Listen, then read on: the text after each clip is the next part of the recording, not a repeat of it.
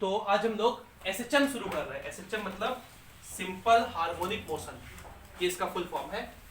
कहीं कहीं बुक में ये चैप्टर आपको ऑसिलेशन नाम से दिया लिखा रहेगा, कहीं कहीं ये चैप्टर वाइब्रेशन नाम से लिखा रहेगा, लेकिन ये सब वर्ड जो है अलग अलग है, सब वर्ड का अलग अलग मीनिंग है। तो एक एक करके हम लोग समझते हैं कि इस वर्ड का क्या क्या मीनिंग है।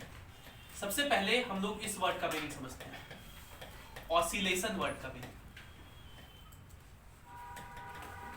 ऑसिलेशन वर्ड का मीनिंग, ऑसिलेशन बोलते हैं टू एंड फ्रो मोशन को। किसी एक पॉइंट से अगर कोई बॉडी आगे जाए, फिर पीछे आए, फिर इस पॉइंट से और पीछे आए, फिर आगे जाए, फिर आगे जाए, फिर पीछे आए, ऐसे मोशन को हम लोग क्या बोलते हैं?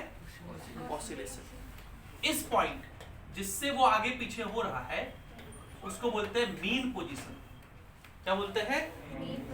इससे आगे जाना टू कहलाता है और इससे पीछे आना फ्रो कहलाता है। ठीक, तो लिखिए ऑसिलेशन क्या है। ऑसिलेशन में लिखिए to and fro motion. To and fro motion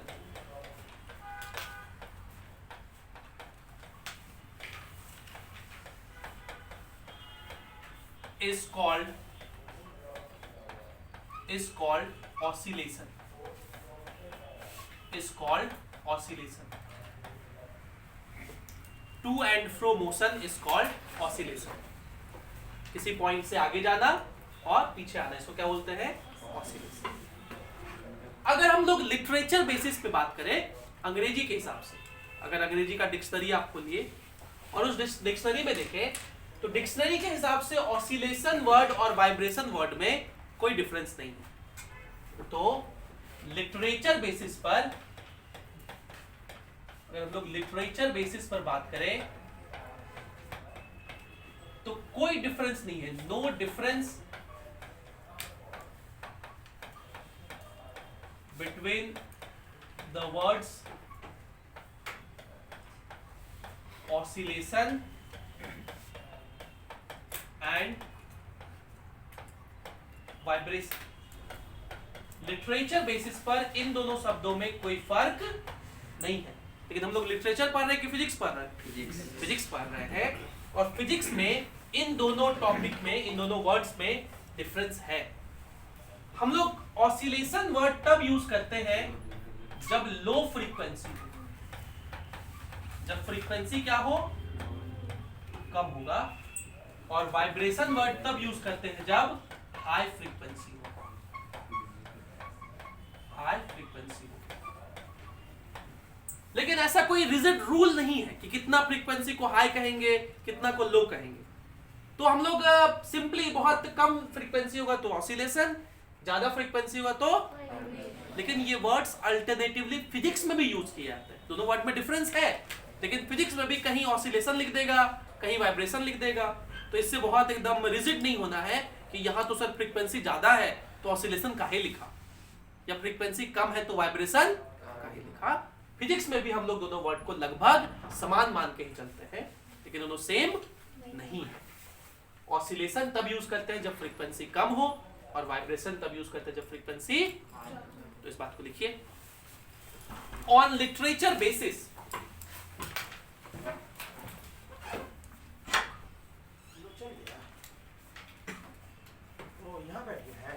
on literature basis, तुम लोग को पढ़ना है, जो क्लास हो रहा है पढ़ना है। on literature basis, comma, there is no difference, there is no difference between the terms, between the terms, between the terms oscillation and vibration, between the terms oscillation and vibration. However, we prefer to use, however we prefer to use However, we prefer to use the term oscillation for low frequency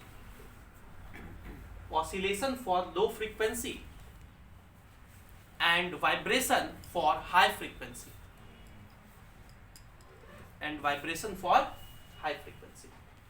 तो oscillation कब use करते हैं? जब low frequency हो, और vibration कब use करते हैं? जब हाई फ्रीक्वेंसी। तो हमें एक बात और जानना है कि ये फ्रीक्वेंसी क्या होता है।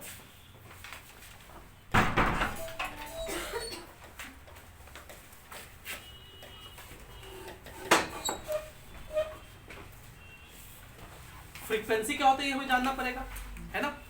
फ्रीक्वेंसी क्या होता है? एक सेकंड में कितना बार ऑसिलेट किया, कितना बार आगे पीछे हुआ, इसको हम लोग क्या बोलते हैं? फ्रीक्वेंसी। What is frequency? लिखिए, नंबर ऑफ ऑसिलेशंस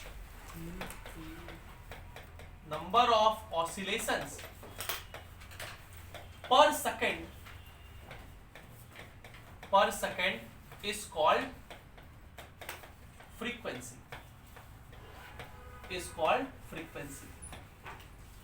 और फ्रीक्वेंसी को हम लोग स्मॉल f से लिखते हैं।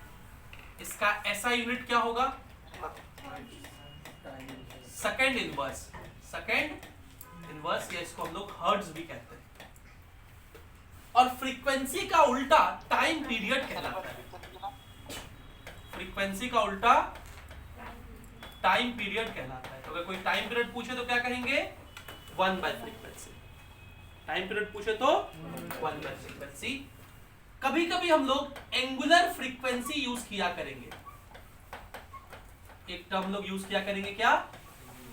एंगुलर फ्रीक्वेंसी, जिसको एंगुलर वेलोसिटी भी कहते हैं।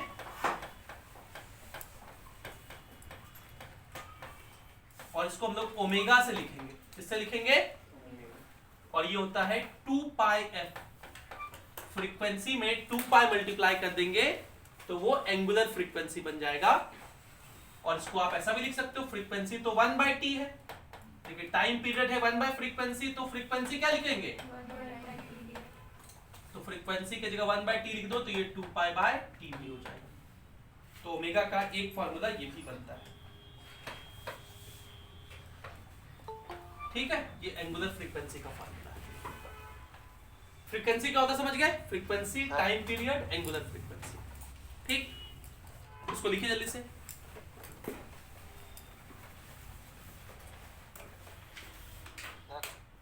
हाँ, तो ये था फ्रीक्वेंसी क्या होता है।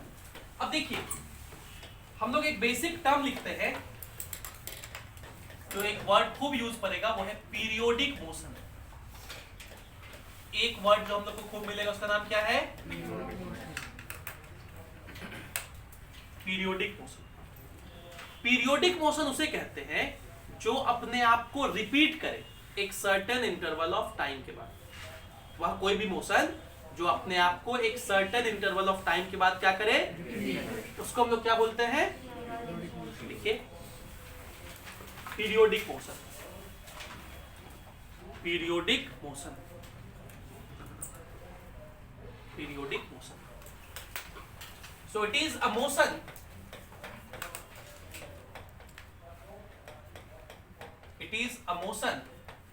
which repeats itself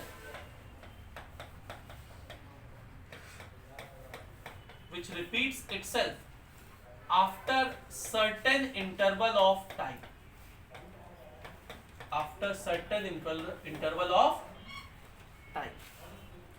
एक ऐसा मोशन है जो अपने आप को रिपीट करता है after certain interval of time, एक इंटरवल ऑफ टाइम के बाद।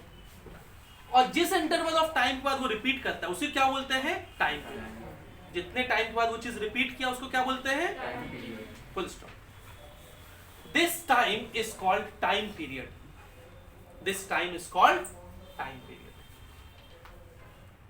This time is called time period.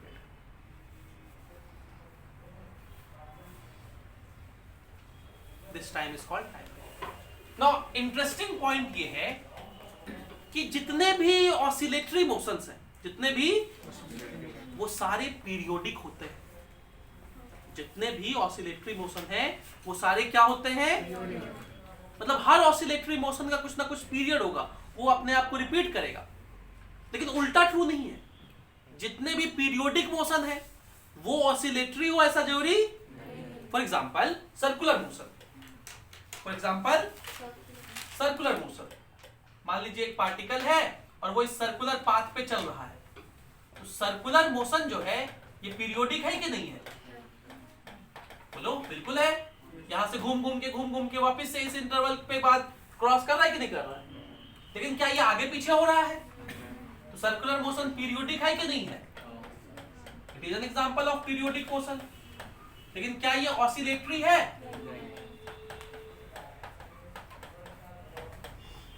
तो जितने भी पीरियोडिक मोशन है वो ऑसिलेटरी हो ये जरूरी, लेकिन जितने भी ऑसिलेटरी मोशन है वो सारे क्या होंगे? और हमारा टॉपिक क्या है? कौन सा मोशन पढ़ना? पीरियोडिक मोशन के ऑसिलेटरी मोशन। लिखिए next point, all oscillatory motions, all oscillatory motions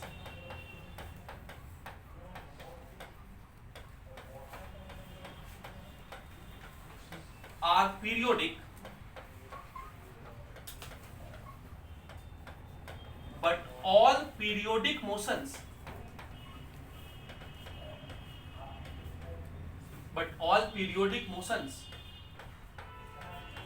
are not oscillatory, but all periodic motions are not oscillatory। जितने भी ऑसिलेटरी मोशन है वो पीरियोडिक तो है, लेकिन जितने भी पीरियोडिक मोशन है वो ऑसिलेटरी हो सजोरी। But all periodic motions are not oscillatory. Para change करके इसी में लिखिए, for example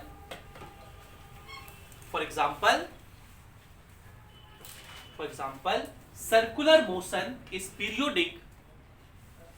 for example circular motion is periodic, circular motion is periodic but not oscillatory, but not oscillatory, but not oscillatory। तो हम लोग क्या क्या सीखे? पहला पॉइंट हम लोग सीखे कि ऑसिलेशन किसको बोलते हैं। दूसरा पॉइंट सीखे कि ऑसिलेशन और वाइब्रेशन में माइन्यूट सा डिफरेंस है, वो क्या है। तीसरा समझे कि फ्रीक्वेंसी क्या होता है, एंगुलर फ्रीक्वेंसी, टाइम पीरियड, इसके क्या फार्मूले होते हैं।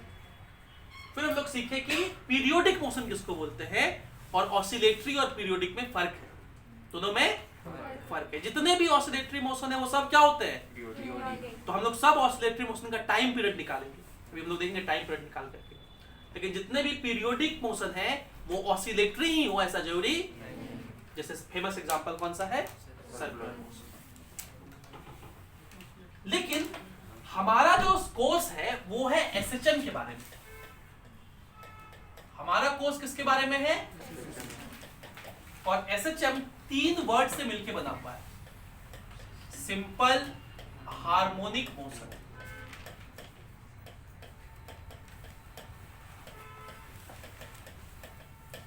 तो ये कैसा मोशन होता है? ये एसएचएम एक ऐसे मोशन का एग्जाम्पल है, एसएचएम एक ऐसे मोशन का एग्जाम्पल है जो कि ऑसिलेटरी का बड़ा स्पेशल केस है, जो कि ऑसिलेटरी का बड़ा भाई ऑसिलेशन बहुत तरह का हो सकता है, लेकिन वैसे ऑसिलेशन जो कुछ स्पेशल कंडीशंस को मानेंगे उन्हें हम लोग क्या कहेंगे? एसएचएम कहेंगे, सिंपल हार्मोनिक मोशन कहेंगे। तो ऑसिलेशन बहुत तरह का होता है, उनमें से वैसा ऑसिलेशन जो स्पेशल है, जो बहुत सिंपल सा है, जिसका बहुत कुछ कैरेक्टरिस्टिक है, उसे हम लोग क्या बोलते हैं? एसएचएम। तो पहला पॉइंट कि एसएचएम जो है वो ऑसिलेशन का एक स्पेशल केस है, एक स्पेशल एग्जांपल है। तो लिखो SHM is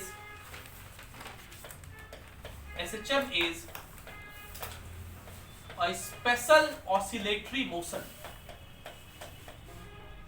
SHM is a special oscillatory motion। SHM is a special oscillatory motion in which the kinematical parameters in which the kinematical parameters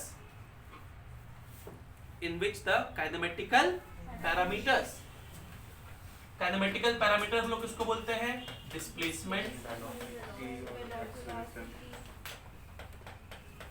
velocity and acceleration, इसको हम लोग क्या बोलते हैं? Kinematical parameters. डिस्प्लेसमेंट को x से लिखेंगे, velocity को और एक्सेलरेशन को in which the kinematical parameters, bracket में लिख लिए, are kinematical parameters are time varying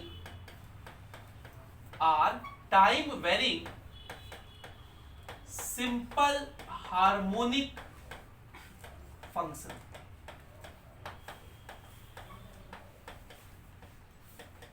are time varying simple harmonic function. अब सब लोग लिखना बंद कर दीजिए और यहां से अब समझने का काम शुरू करना है। यहां से अब सीरियस बात शुरू करेंगे। इससे पहले डेफिनेशन लिख रहे थे।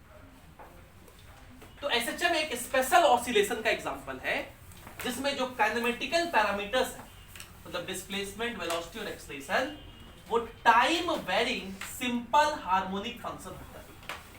अब ये जो इतना बड़ा वर्ड लिखा है इसका मीनिंग समझते हैं। सबसे पहले फंक्शन वर्ड का मतलब मैथमेटिक्स के हिसाब से बहुत कुछ होता है। हमारे हिसाब से फंक्शन वर्ड का मतलब होगा इक्वेशन। हमारे हिसाब से फंक्शन वर्ड का मतलब क्या होगा? एक इक्वेशन होगा जिस इक्वेशन का जो वेरिएबल होगा, जिस इक्वेशन का जो वो वेरिएबल कौन होगा? टाइम। वो वेरिएबल क्या होगा? स्मॉल टी से लिखेंगे। और इसलिए हमने क्या लिखा है? Time varying. टाइम, ठीक। तो कोई इक्वेशन मिलेगा, जो इक्वेशन का वेरिएबल क्या होगा? टाइम। अब ये जो इक्वेशन होगा, ये जो फंक्शन होगा, ये हार्मोनिक होगा। ये फंक्शन कैसा होगा? तो हमें सबसे पहला बात जानना पड़ेगा कि हार्मोनिक फंक्शन किसको कहते हैं। हमें पहला बात जानना पड़ेगा कि हार्मोनिक फंक्शन किसको कहते हैं। तो अगर x एक फंक्शन है टाइम का, x जो कि एक फंक्शन है, तो इसको बोल पाते हैं x is a function of time. तो क्या पढ़ते हैं? x is a function of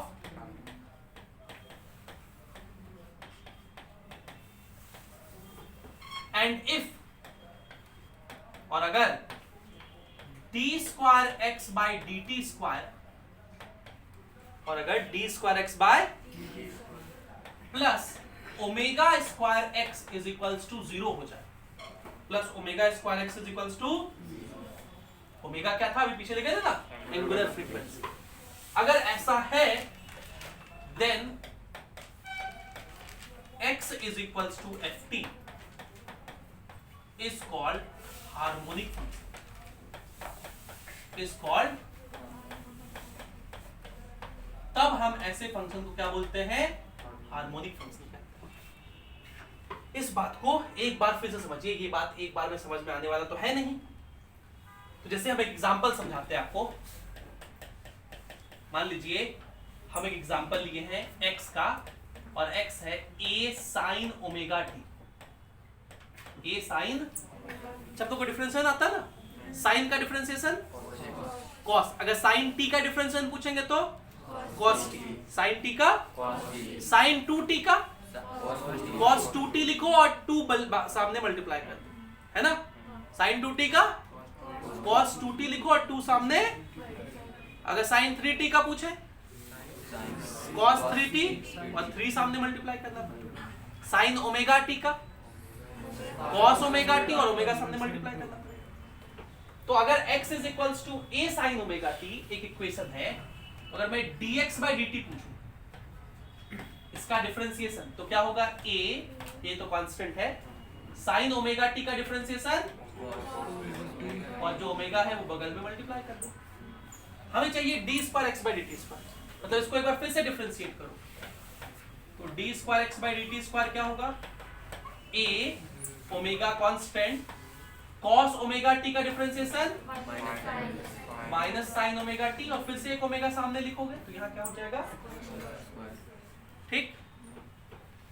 अगला स्टेप देखिए, हम लोग लिख सकते हैं क्या, d square x by D T square is equals to minus omega square into a sine omega t, बोलो। और ये टर्म क्या लिखा हुआ है, x, a sine omega t से आ गया कि नहीं आ गया, एक्स आ गया। हम इसे लिख सकते हैं d square x by D T square is equals to minus omega square x, therefore d square x by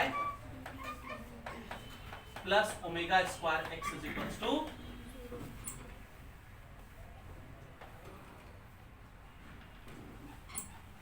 है ना। तो वह कोई भी फंक्शन जिसको डबल डिफरेंशिएट करके इस इक्वेशन के फॉर्म में आप लिख सके, इस फंक्शन को क्या बोलेंगे, हार्मोनिक फंक्शन। ये किसका एग्जांपल है, हार्मोनिक फंक्शन का एग्जांपल। ऐसे बहुत सारे एग्जांपल हैं हार्मोनिक फंक्शन के, बहुत सारे। इनमें सबसे सिंपलेस्ट वन, देखिए हमें क्या पढ़ना है, हमें पढ़ना है सिंपल हार्मोनिक फंक्शन।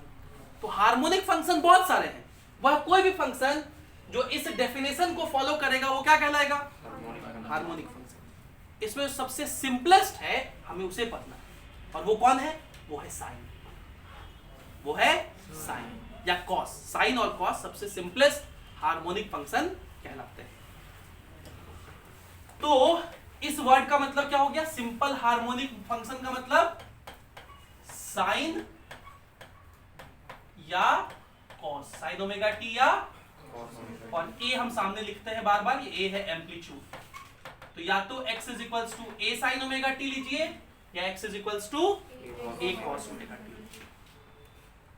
अब फिर से एसएचएम का डेफिनेशन पढ़ते हैं। What is SHM?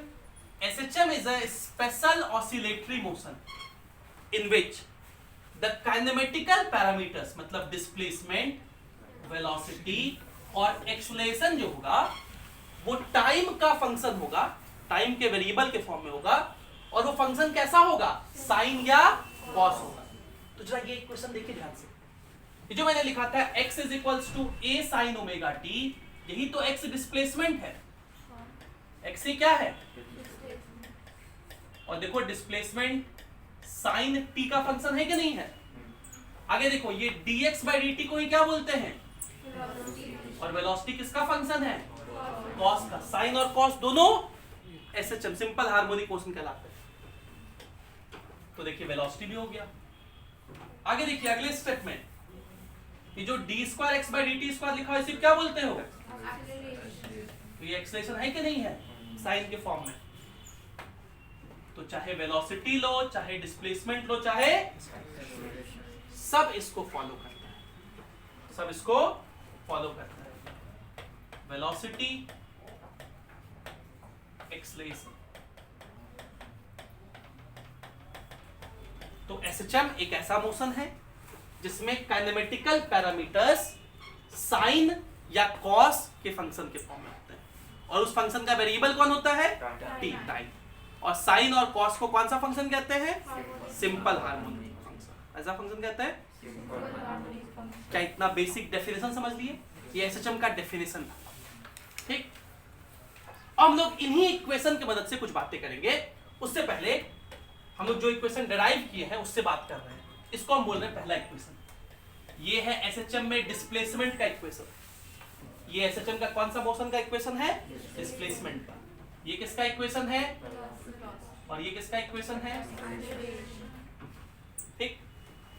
तो हम लोग डिस्प्लेसमेंट लिखे x is equals to a sine omega T, लिखे ना। तो साइन के सामने ये जो टर्म लिखा हुआ है इसको बोलते हैं एम्पलीट्यूड। ए क्या कहलाता है, इसी को बोलते हैं मैक्सिमम डिस्प्लेसमेंट। इसे क्या बोलते हैं, मैक्सिमम डिस्प्लेसमेंट। और आप देखिए हम यहां से लिख सकते हैं x by a is equals to sine omega T. ये मेरा पहला इक्वेशन। मुझे यही इक्वेशन को फिर से लिखें, ऐसा लिख सकते हैं कि नहीं लिख सकते, बोलो। अब जरा वेलोसिटी वाला इक्वेशन को देखो। v इज इक्वल्स टू क्या लिखा हुआ है, a omega cos omega T. ये कॉस के सामने जो लिखा हुआ है क्या है, लिखा हुआ है ए ओमेगा। इसको हम लोग बोलेंगे मैक्सिमम वेलोसिटी। इस ए ओमेगा को क्या बोलेंगे, तो मैक्सिमम वेलोसिटी कितने के बराबर होता है एसएचएम में, ए ओमेगा के बराबर होता है। किसके बराबर होता है, और इस ए ओमेगा को इधर भेज दो तो क्या लिखेंगे, v by A omega is equals to cos omega T. लिख सकते हैं नहीं लिख सकते हैं, ये दूसरा इक्वेशन। अब जरा देखिए,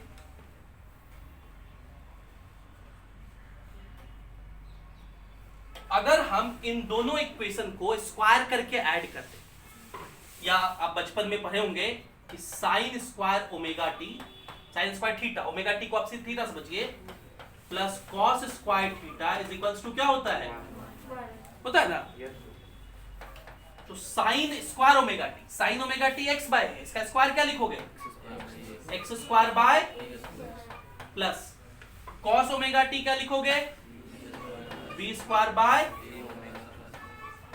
इज इक्वल्स टू, एलसीएम लीजिए जरा, A square omega square LCM हो गया इज इक्वल्स टू 1, तो ये हो जाएगा omega square X square plus B square,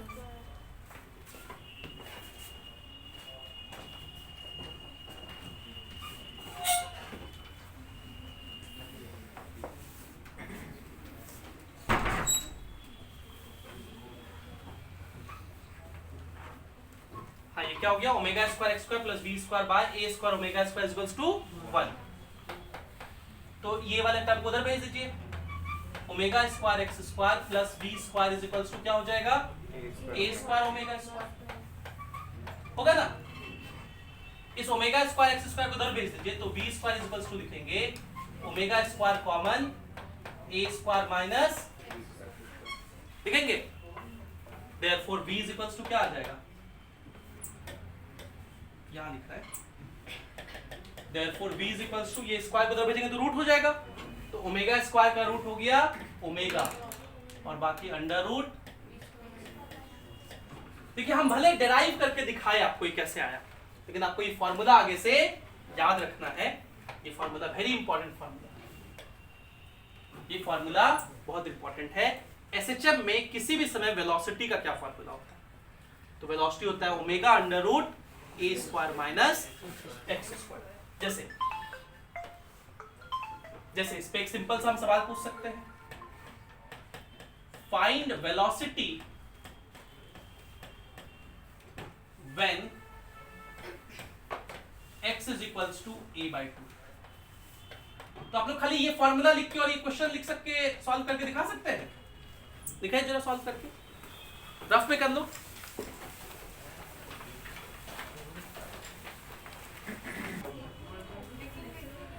video से, वीडियो रिकॉर्डिंग हो रहा है ना क्लास, तो उससे भी देख सकते हैं, या इसका स्क्रीनशॉट ले लेके। चलिए तो इसको भाई यहां हम लिखे नहीं, लेकिन क्वेश्चन में जब आएगा एग्जाम में तो क्या लिखा रहेगा, इन एसएचएम। ये तो very easy, velocity is equals to omega under root A square minus X square, और एक्स स्क्वायर का जगह क्या हो जाएगा, ए स्क्वायर बाय 4। ये मूर्खानंद लोग ऐसा इसका पहले रूट नहीं ले सकते, पहले माइनस करेंगे, a square minus a square by 4, 3a square by 4। Omega still रह गया, 3 का रूट नहीं पता तो रूट 3 लिख दिए, ए स्क्वायर का रूट हो गया a और 4 का रूट हो गया 2, है ना, इजी पीजी। तो ये फॉर्मूला ध्यान में रखेंगे, वेलोसिटी इज इक्वल्स टू क्या होता है, omega under root A square minus X square. आगे चलिए,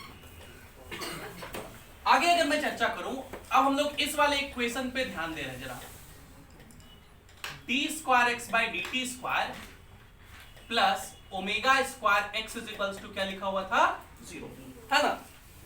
इस इक्वेशन का नाम है, आप लोग बचपन में क्वाड्रेटिक इक्वेशन पढ़ते थे, और कौन सा इक्वेशन पढ़ते थे, लीनियर इक्वेशन, क्यूबिक इक्वेशन। तो वैसा इक्वेशन जिसमें कुछ डिफरेंशिएशन वाला टर्म रहे उसे हम लोग बोलते हैं डिफरेंशियल इक्वेशन। कौन सा इक्वेशन बोलते हैं, तो ये एक डिफरेंशियल इक्वेशन है। ये कैसा है, और ये जो डिफरेंशियल इक्वेशन है इसमें जो डिफरेंशिएशन वाला टर्म है वो 2 बार डिफरेंशिएट करके आया है।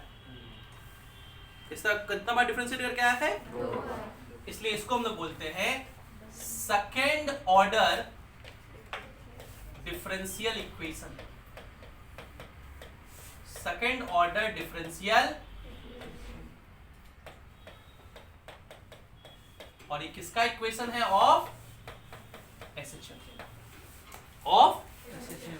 और मैंने आपको प्रूफ करके दिखाया कि इसका एक सॉल्यूशन, इसका एक आंसर ये होता है। कहां लिखे थे जी? ये x is equals to a sin omega t, इसको सेटिस्फाई किया था ना। इसका एक सॉल्यूशन, इसका बहुत सारा सॉल्यूशन हो सकता है इसका, लेकिन इसका एक सॉल्यूशन जो हमें याद रखना है वो क्या होता है? x is equals to a sin omega t। One solution या one of solutions. One of solution कितना है? x is equals to a sin omega t। एक और आप जान ही गए, x is equals to a cos omega t हो सकता है, a sin ओमेगा t भी हो सकता है। तो अभी हम a sin ओमेगा t लेके चल रहे हैं, और वो भी कंडीशन होता है कि कब ये लेना है, कब ये लेना है। हम लोग ये तब लेते हैं जब पार्टिकल मीन पोजीशन से चलना स्टार्ट करता है। When particle starts from, और जनरली हमें कुछ नहीं कहे तो यही केस समझना है। और ये वाला तब लिखते हैं जब पार्टिकल सबसे एक्सट्रीम पोजीशन से स्टार्ट करे। तो ये एक्सट्रीम पोजीशन क्या होता है? भाई मान लो झूला झूला है आप लोग ना, झूला is best example of SHM, या पेंडुलम, या स्प्रिंग ब्लॉक सिस्टम। स्प्रिंग से एक ब्लॉक को खींच के छोड़ दो, ऐसे से होगा ना। तो अब जो मिडिल में है उसको बोलते हैं मीन पोजीशन। सबसे दूर जहां तक जाता है उसको बोलते हैं एक्सट्रीम पोजीशन। तो क्या बोलते हैं? तो मीन से दूर तो 2 एक्सट्रीम होते हैं, एक लेफ्ट में एक राइट। अभी चर्चा करेंगे इसके बाद में।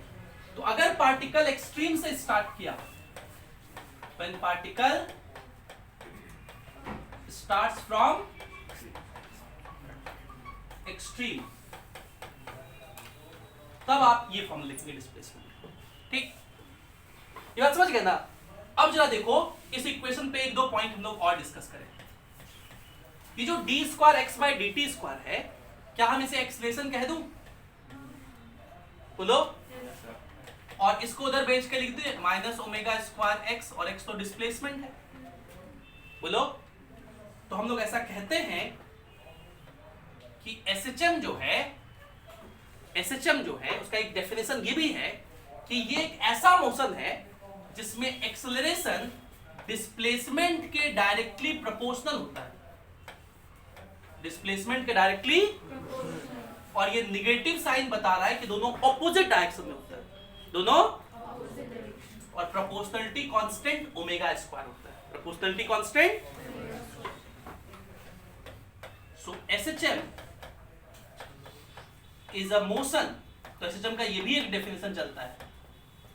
एक डेफिनेशन तो पुराना लिखे थे हम लोग कि एसएचएम क्या है? एक स्पेशल ऑसिलेटरी मोशन है जिसमें, बोलो मेरे साथ, जिसमें काइनेमेटिकल पैरामीटर्स मतलब डिस्प्लेसमेंट, वेलोसिटी और एक्सेलरेशन को time varying simple harmonic function के फॉर्म में लिख सकते हैं। और सिंपल हार्मोनिक फंक्शन किसको बोलते हैं? साइन और कॉस, साइन ओमेगा टी और ठीक। एसएचएम का दूसरा डेफिनेशन है कि SHM is a motion in which acceleration is directly proportional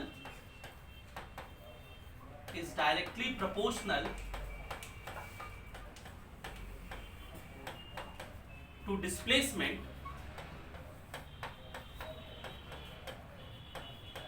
and oppositely directed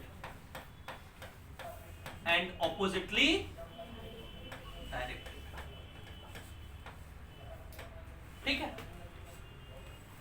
इस इक्वेशन में एक काम हम लोग और करने जा रहे हैं, ये फॉर्मूला हम लोग को ध्यान रखना। इस इक्वेशन में हम लोग एक काम और करने जा रहे हैं, और वो ये है कि हम लोग दोनों साइड m मल्टीप्लाई करते हैं। दोनों साइड, अगर मैं दोनों साइड m मल्टीप्लाई कर दूं तो मुझे क्या मिलेगा? ma is equals to minus m omega square x मिलेगा ना। हम लोग इस ma को कुछ और से नाम से भी जानते हैं, इसी को क्या बोलते हैं, है ना। और हम इस टर्म को m ओमेगा स्क्वायर को अभी k कह रहे हैं, एक कांस्टेंट कह रहे हैं, तो kx वेयर k इज m ओमेगा स्क्वायर, और इस k को बोलते हैं हम लोग स्प्रिंग कांस्टेंट। k को क्या बोलते हैं, स्प्रिंग कांस्टेंट। ठीक, तो ये फिर से एसएचएम का एक नया डेफिनेशन बन के आ जाएगा कि एसएचएम एक ऐसा मोशन है जिसमें फोर्स डिस्प्लेसमेंट के डायरेक्टली प्रोपोर्शनल होता है और ऑपोजिटली, ये डेफिनेशन भी याद रखना है। क्या बोलेंगे हम लोग, SHM is a special motion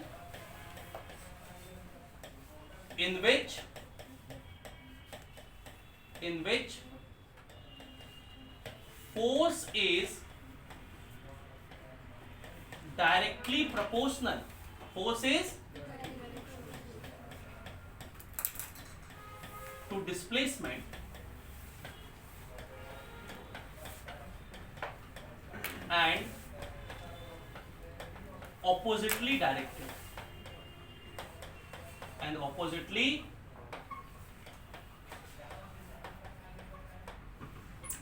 ठीक है। तो ये एसएचएम का दूसरा डेफिनेशन है। इस के को हम लोग क्या बोलते हैं, क्यों, स्प्रिंग कांस्टेंट, या इसी को फोर्स कांस्टेंट भी कहते हैं, या इसी को क्यों, क्योंकि आप जैसे ही यहां पर ये फॉर्मूला देखे F is equals to minus K X, तो आपको याद ना चाहिए, अच्छा ऐसा ही फॉर्मूला तो स्प्रिंग फोर्स का भी होता है, ऐसा ही फॉर्मूला तो अगर हम लोग एक स्प्रिंग ब्लॉक सिस्टम ले लें, स्प्रिंग ब्लॉक सिस्टम,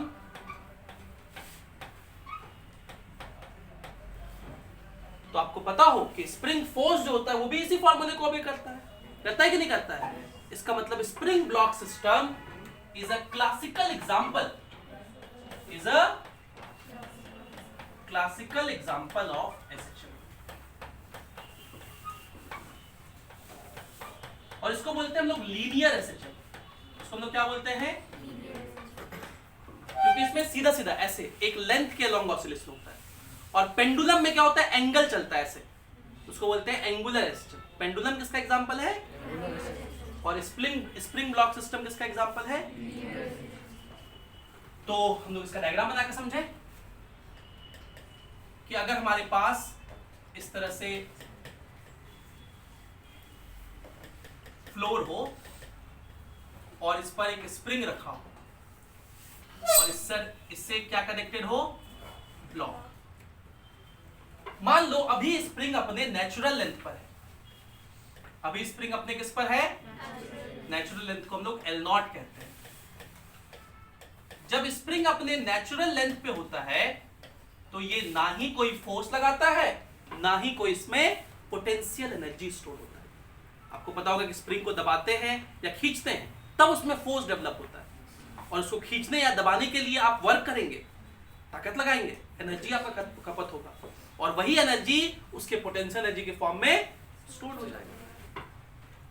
तो जब स्प्रिंग अपने नेचुरल लेंथ पे होता है तो no spring force, no potential energy, no spring force, no potential energy. Potential energy को यू से लिखते हैं। इसको हम लोग बोलते हैं रिलैक्स्ड स्प्रिंग। इसको क्या बोलते हैं हम लोग, रिलैक्स्ड स्प्रिंग कहते हैं। लेकिन अगर हम इस ब्लॉक को यहां से थोड़ा सा खींच दें,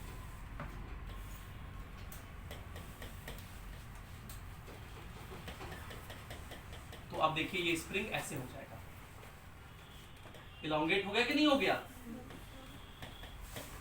पहले यहां था, अब मान लो हम x खींच दिए इधर, कितना खींच दिए, x डिस्प्लेसमेंट दे दिए, तो बताओ ये ब्लॉक किधर जाएगा, पीछे जाएगा कि नहीं जाएगा। इसको इधर खींचोगे किधर जाएगा, ब्लॉक इधर जाएगा, क्योंकि इस पर स्प्रिंग फोर्स न लगा, कितने के बराबर, kx के बराबर। तो आप देखिए ये फोर्स डिस्प्लेसमेंट के अपोजिट है कि नहीं है, बोलो। और डिस्प्लेसमेंट के डायरेक्टली, हम यहाँ माइनस नहीं लिखे हैं क्योंकि हम वेक्टर फॉर्म में नहीं लिखे, हम ये स्केलर फॉर्म में लिखे हैं। वेक्टर फॉर्म में लिखेंगे तो क्या लिखेंगे, F vector is equals to minus K. हम यहाँ पे डायरेक्शन खुद दिखा दिए हैं, देखो डायरेक्शन तो इधर है और एफ का वैल्यू कितने के बराबर है, के एक्स। जब आप डायरेक्शन नहीं दिखाते हो तब आप ऐसा लिखते हो, ये दोनों में फर्क है। यही चीज को सिंपली सिर्फ इतना लिख के काम चलाया जा सकता है, या डायग्राम बना के आप फोर्स का वैल्यू के एक्स और डायरेक्शन दिखा दो ऐसे, ठीक। ये समझ में आया कि स्प्रिंग ब्लॉक सिस्टम किसका एग्जांपल है, एसएचएम का। अच्छा चलो देखो, एसएचएम में ये जो कांस्टेंट के था ये किसके बराबर था, एम ओमेगा स्क्वायर के बराबर। तो इन एसएचएम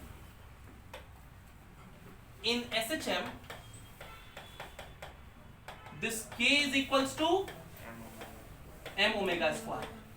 जबकि इलास्टिसिटी अगर आप पढ़े हैं तो वहां पर के किसके बराबर होता है, ए गामा बाय एल डॉट। किसके बराबर होता है इलास्टिसिटी में, तो याद रखना कहां कहां किसके बराबर होता है। तो यहां किसके बराबर होता है, k is equals to M omega square. तो देखिए m को इधर भेज देते हैं तो ओमेगा स्क्वायर कितने के बराबर हो जाएगा, देयरफॉर ओमेगा कितना हो जाएगा, under root k by m। तो ये एसएचएम के एंगुलर फ्रीक्वेंसी का फार्मूला है। ये किसका फार्मूला है, angular frequency of SHM, angular frequency of SHM.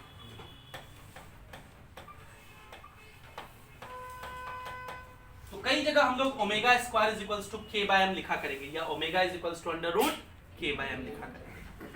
और अभी मैंने आपको बताया था कि ओमेगा किसके बराबर होता है, 2 पाई एफ के बराबर, बोलो।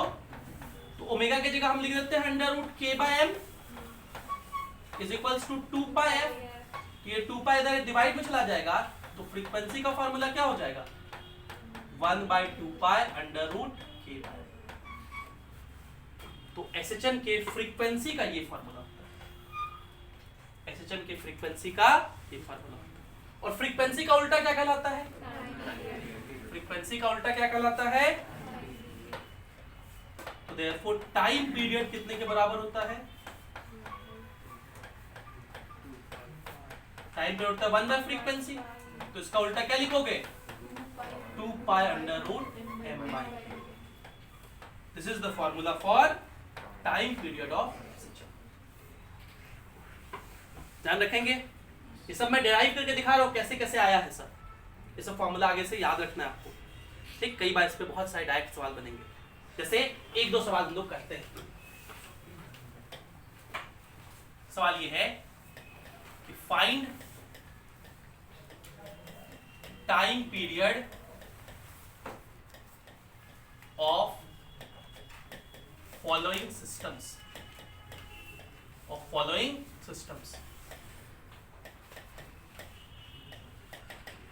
ठीक। देखिए पहला एग्जांपल जो हम एक सिस्टम का ले रहे हैं उसमें मैंने एक सीलिंग लिया है और इससे एक इलास्टिक वायर को बांध दिया है। किसको बांध दिया है, ये एक इलास्टिक वायर है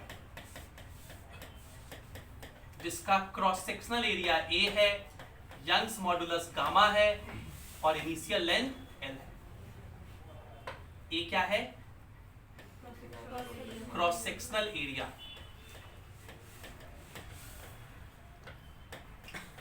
गामा क्या है, यंग्स मॉडुलस। और L क्या है इसका, ओरिजिनल लेंथ, ओरिजिनल लेंथ। और इसके साथ एक ब्लॉक बंधा हुआ है जिसका मास m है और इसे हमने ऐसे खींच के छोड़ दिया। तो खींच के छोड़ेंगे तो ये क्या एग्जीक्यूट करेगा, एसएचएम एग्जीक्यूट करेगा। तो बताइए इसका टाइम पीरियड क्या होगा। तो हम लोग एक ही फॉर्मूला जानते हैं कि अगर कोई स्प्रिंग ब्लॉक सिस्टम हो, अगर कोई, तो उसका टाइम पीरियड या फ्रीक्वेंसी या ओमेगा तीनों रिलेटेड है एक दूसरे से। एक निकल गया तो दूसरा अपने आप निकल जाएगा, ओमेगा से ना सब निकाले हैं। तो उसका टाइम पीरियड क्या होता है, 2 pi under root m by k। Time period कितना होता है, m होता है मास और k होता है स्प्रिंग कांस्टेंट। तो हमें याद आएगा कि हमने पढ़ा है कि इलास्टिक वायर किसके जैसा बिहेव करता है? स्प्रिंग के जैसा। Elastic wire behaves as spring.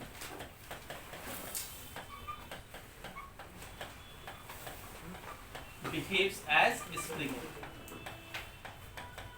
जिसका स्प्रिंग कांस्टेंट k कितने के बराबर होगा? a gamma by L nought. L nought की जगह यहां l लिख सकते हैं। तो ये सिस्टम भी इस इलास्टिक वायर की जगह आप क्या बना सकते हो? एक स्प्रिंग बना सकते हो और उसके साथ एक क्या लगा सकते हो? ब्लॉक, जिसका स्प्रिंग कांस्टेंट कितना होगा? a gamma by L. और ये तो स्प्रिंग ब्लॉक सिस्टम हो गया। और इसका टाइम पीरियड तो हम लोग जानते हैं ना, कितना होता है स्प्रिंग ब्लॉक सिस्टम का टाइम पीरियड? अभी याद करके हम लोग आए हैं पीछे स्लाइड में 2 pi under root m by k। तो क्या लिखेंगे टाइम पीरियड हम लोग? 2 pi under root m by k का वैल्यू रख दीजिए, कितना? a gamma by l। तो एल ऊपर चला गया। ये किसका फार्मूला हो जाएगा? Time period. ठीक, क्या हुआ? तो ये इसका इलास्टिक वायर के साथ अगर कोई ब्लॉक बंधा हो तो इसका टाइम पीरियड ये हो। ठीक, आगे देखिए सेकंड एग्जांपल देखो। मान लो ये सीलिंग है और इससे हम 2 स्प्रिंग बांध दें, एक स्प्रिंग ऐसे और ये दूसरा स्प्रिंग, और इससे एक ब्लॉक लगा दें। इसका मास m है। इस स्प्रिंग का स्प्रिंग कांस्टेंट k1 है और इस स्प्रिंग का स्प्रिंग कांस्टेंट, तो अब 2 स्प्रिंग है और इन्हें हम लोग कहेंगे स्प्रिंग्स इन पैरेलल। क्या कहेंगे? ये दोनों स्प्रिंग पैरेलल में है। कितने स्प्रिंग इसमें है? पैरेलल में है। इन्हें हम लोग बोलेंगे स्प्रिंग्स इन पैरेलल। और अगर स्प्रिंग पैरेलल में हो, अगर स्प्रिंग किसमें हो, तो इनका k इक्विवेलेंट, मतलब इनके बदले एक स्प्रिंग आप बना सकते हैं जिसका k इक्विवेलेंट होता है k1 plus k2 and so on. Series जैसा फॉर्मूला चलता है इसका। तो यहां पर हम लोग k इक्विवेलेंट निकाल सकते हैं। मतलब इस सिस्टम को हम ऐसा दिखा सकते हैं, एक सीलिंग, उसके साथ बंधा हुआ एक स्प्रिंग, उसके साथ बंधा हुआ एक ब्लॉक, और इसका स्प्रिंग कांस्टेंट कितना लिखेंगे? k1 प्लस, हम लोग स्प्रिंग ब्लॉक सिस्टम का तो टाइम पीरियड जानते ही हैं। कितना होता है time period? 2 pi under root m by k।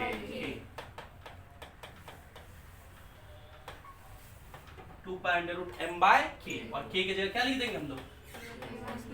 k1 plus. यही सिस्टम का टाइम पीरियड समझ में आया आप लोग को? एक बार फिर से समझो, एक बार फिर समझो। देखो अगला सिस्टम जो है वो भी स्प्रिंग्स इन पैरेलल का ही है, लेकिन लगता है सीरीज वाला।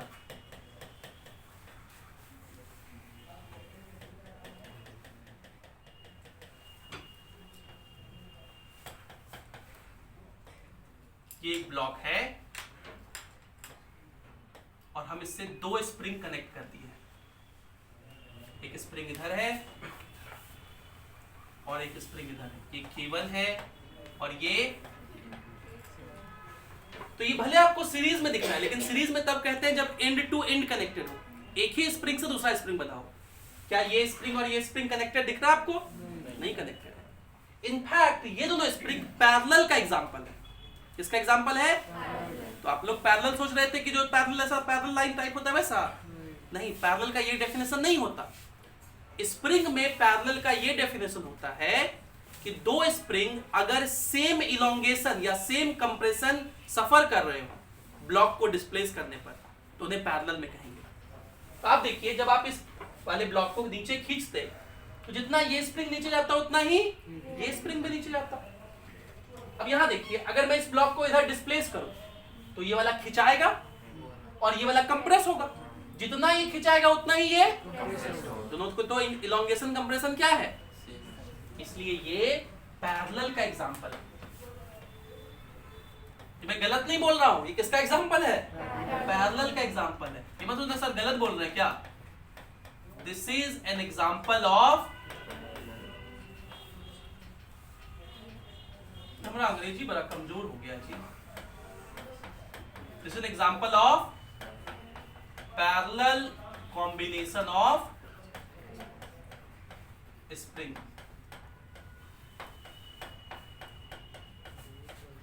ठीक, तो इसमें बताओ के इक्विवेलेंट कितना कहोगे? K1 प्लस K2 कहोगे। तो टाइम पीरियड क्या लिखोगे? टाइम पीरियड लिखेंगे 2 pi under root m by K1 plus, पक्का। अभी देखो एक सवाल करा रहे हैं, ये कितना बार पूछा गया एग्जाम में, पहले आईआईटी में पूछा था, फिर जेई मेंस में 2-3 बार पूछ लिया, नीट में भी पूछा गया है।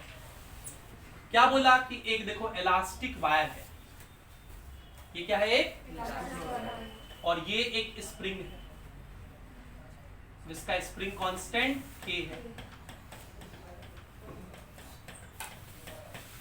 और ये क्या है? एक इलास्टिक जिसका क्रॉस सेक्शनल एरिया A है, यंग्स मॉडुलस गामा है और नेचुरल लेंथ, और ये ब्लॉक से बंधा हुआ है जिसका मास, बताइए इस सिस्टम का टाइम पीरियड कितना होगा? तो हम कहेंगे कि ये भी एक स्प्रिंग है और ये भी एक किसका है? और दोनों स्प्रिंग किसमें है? पैरेलल में। पैरेलल में है कि नहीं है? तो ये भी किसका एग्जांपल है? स्प्रिंग्स इन पैरेलल का एग्जांपल है। ये किसका एग्जांपल है? Springs in.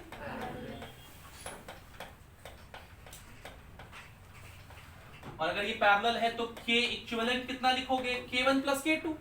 तो इसका K कितना होता है? A गामा बाय L, और इसका spring constant K1 plus K2 लिख दिए कि नहीं लिख दिए? एलसीएम लो तो ये L वहां चला गया, तो A gamma plus KL by L। और टाइम पीरियड क्या लिखेंगे इसका बताओ? 2 pi under root m by K, और K के जगह K इक्विवेलेंट कितना लिखोगे? A gamma plus KL by L। ये भी रिसेंटली जेईई मेंस 2019-20 में भी आया हुआ है। ठीक, समझ में आ रहा है आप लोग को? तो ये स्प्रिंग्स एंड पैरेलल का एग्जांपल समझ गए। अब जरा सीरीज का एग्जांपल, अच्छा पैरेलल का एक और एग्जांपल समझो। पैरेलल का एक और, कितना नंबर था? 5वां। ये सब हम बेसिकली क्वेश्चन करा रहे हैं आपको, एग्जांपल के थ्रू क्या करा रहे हैं आपको?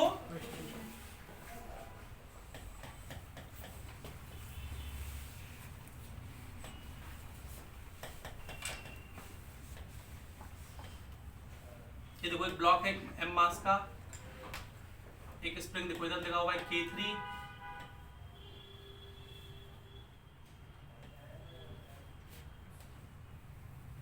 ये K1, ये K2। ये दोनों तो आपको पैरेलल में दिख ही रहे होंगे, और मैंने आपको भी दिखाया था कि ब्लॉक के दोनों बगल जो स्प्रिंग होता है वो भी किसका एग्जांपल होता है? तो यहाँ पर तीनों स्प्रिंग किसमें है? पैरेलल में ही है। यहाँ पर भी सारे स्प्रिंग किसमें है? ऑल इन पैरेलल है। और अगर सारे पैरेलल में है तो K इक्विवेलेंट कितना लिखेंगे? K1 प्लस K2 प्लस, तो बताइए टाइम पीरियड क्या लिखिएगा? टाइम पीरियड लिखेंगे 2 pi under root m by K equivalent कितने के बराबर? K1 प्लस K2 प्लस, हाँ ठीक है। अच्छा आगे चलिए, मान लीजिए ये एक स्प्रिंग है और ये दूसरा स्प्रिंग है। अब ये दो स्प्रिंग कैसे कनेक्टेड हैं? End to end. अब ये सीरीज में है, ये K1 है और ये, तो ये किसका एग्जांपल है? ये एग्जांपल है स्प्रिंग्स इन सीरीज का। ये किसका एग्जांपल है? Springs in series.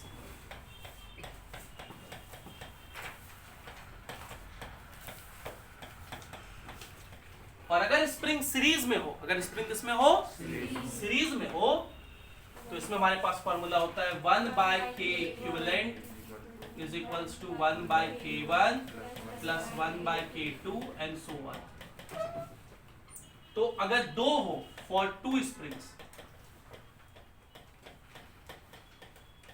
तो 2 के लिए ये फॉर्मूला थोड़ा सिंप्लीफाइड फॉर्म में ऐसा लिख सकते हैं 1/k equivalent is equals to 1/k1 plus 1 LCM दोगे तो नीचे हो जाएगा k1 k2 और ऊपर हो जाएगा k1 प्लस k2। ये तो 1/k इक्विवेलेंट है ना, तो k इक्विवेलेंट कितना हो जाएगा k1 into k2 bye k1 plus. ठीक, तो बताओ इसका टाइम पीरियड क्या हो जाएगा? Therefore टाइम पीरियड कितना हो जाएगा इसका? टाइम पीरियड का फॉर्मूला क्या होता है? 2 pi under root m by k। k equivalent कितना लिखोगे? k1 और ये हद लाइन k1 प्लस k2, सब रूट के अंदर ही है, समझे? दोनों मिलाकर के पूछा जा सकता है। कितना नंबर होगा? 7।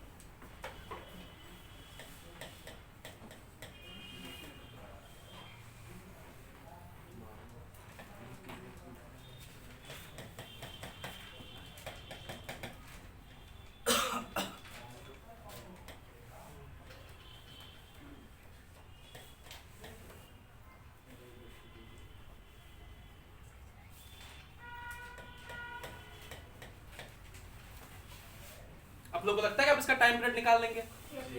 जो निकाल के दिखाइए, बताइए सब लोग। तो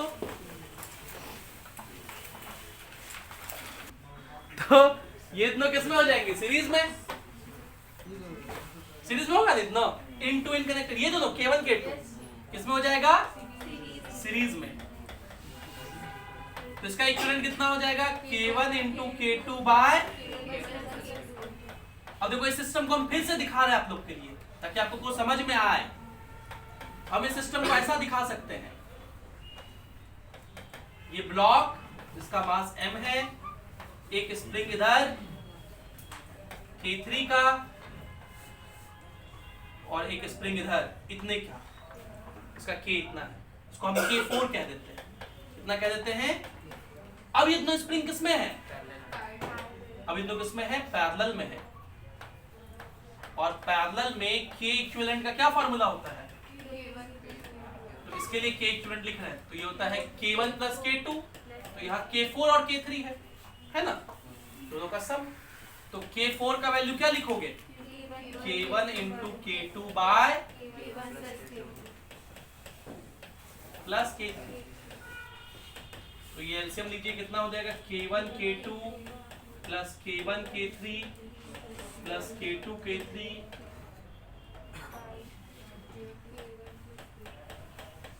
इसका वैल्यू हो गया। तो देयरफॉर टाइम पीरियड कितना हो जाएगा?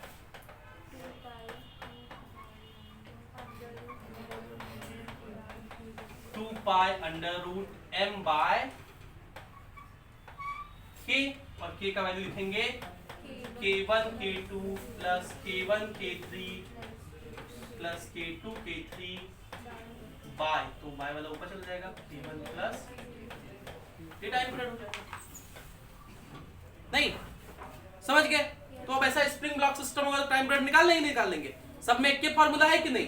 t is equals to 2 pi under root m by. अच्छा, किसी क्वेश्चन में टाइम पीरियड की जगह फ्रीक्वेंसी पूछ देगा तो इसका उल्टा कर देंगे, बोलो।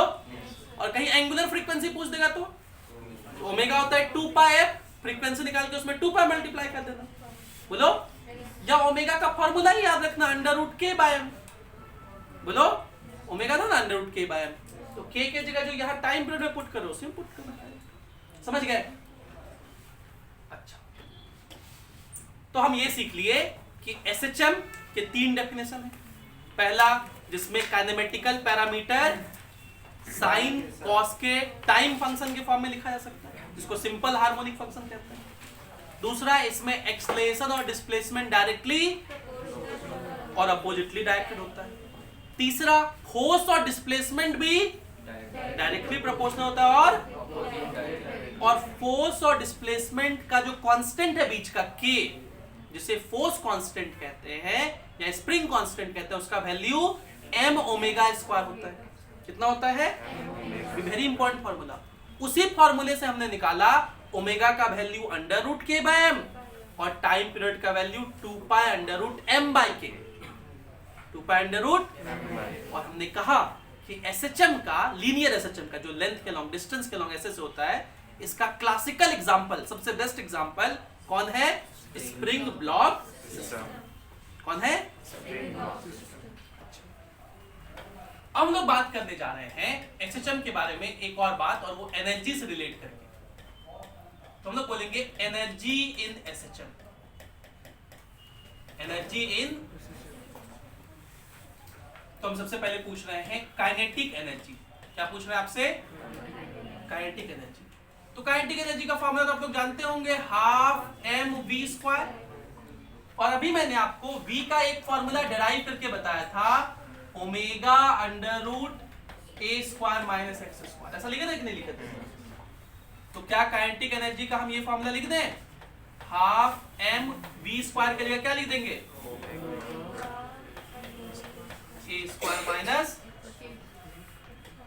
तो ये किसका फॉर्मूला हो गया? एसएचएम में जो काइनेटिक एनर्जी होता है। ठीक है, तो कभी काइनेटिक एनर्जी पूछ दे एसएचएम में तो आप इस फॉर्मूले से निकाल सकते हैं। अगर आपसे पोटेंशियल एनर्जी पूछ दे, यू से लिखते हैं, तो स्प्रिंग ब्लॉक सिस्टम है, तो स्प्रिंग का पोटेंशियल एनर्जी कितना होता है? हाफ के एक्स स्क्वायर, हाफ। और के का वैल्यू कितना है? M omega square. बोलो। तो हम इसे लिख सकते हैं हाफ के की जगह एम ओमेगा स्क्वायर इनटू, तो पोटेंशियल एनर्जी का एसएचएम में ये फार्मूला होता है। बोलो। सब देखो याद नहीं करना है, खाली बेसिक जो फार्मूला याद है उसे पुट कर रहे हैं, है ना? लेकिन ऐसा नहीं, याद नहीं करने का मतलब बेसिक को बात याद मत करना। अगर हम पूछे टोटल एनर्जी कितना है, टोटल एनर्जी, या इसी को एमई बोलते हैं, मैकेनिकल एनर्जी। क्या बोलते हैं? तो ये क्या होता है? Kinetic energy plus potential energy, दोनों का सम, दोनों का। तो बताओ टोटल एनर्जी क्या लिखोगे? काइनेटिक एनर्जी कितना है? Half M omega square. अच्छा इधर दोनों में है ना, तो half M omega square common ले लिए, तो क्या ले लिए? तो यहां क्या बचा? ए स्क्वायर माइनस प्लस, यहां क्या बचा? तो minus X square plus x square. तो देयरफॉर टोटल एनर्जी कितना?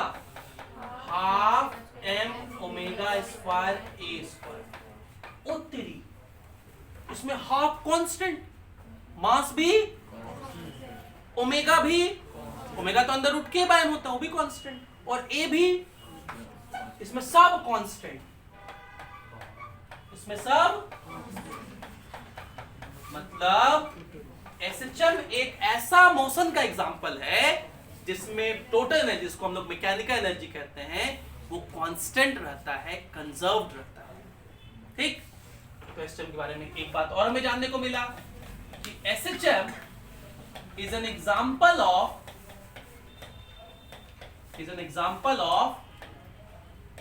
Mechanical energy conservation. Mechanical energy conservation, SHM is an example of mechanical energy conservation. आपसे एक सवाल भी पूछा जा सकता है इन सब फॉर्मूलों पर। एक सवाल हम करके दिखाते हैं आपको। जैसे आपसे एक सवाल पूछा जा सकता है कि find X, find where potential energy is equals to kinetic energy. जहां पोटेंशियल एनर्जी और काइनेटिक एनर्जी क्या हो? ऐसा एक्स निकालिए, तो आप निकाल सकते हैं। पोटेंशियल एनर्जी क्या लिखेंगे? हम इसी इक्वेशन को लिख रहे हैं। पोटेंशियल एनर्जी की जगह क्या लिख दिए? हाफ, ये देखिए m omega square into x square. बोलो। और काइनेटिक एनर्जी क्या लिखोगे? Half M omega square into a square minus. तो देखो half M omega square, half M omega square कटा,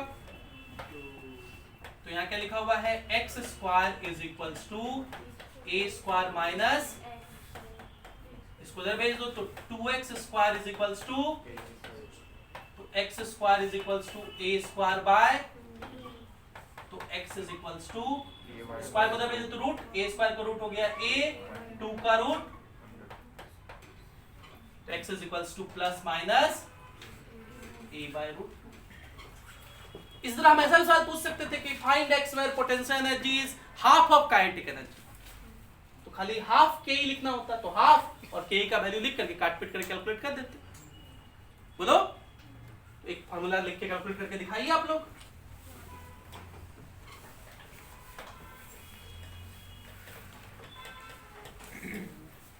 find velocity where kinetic energy is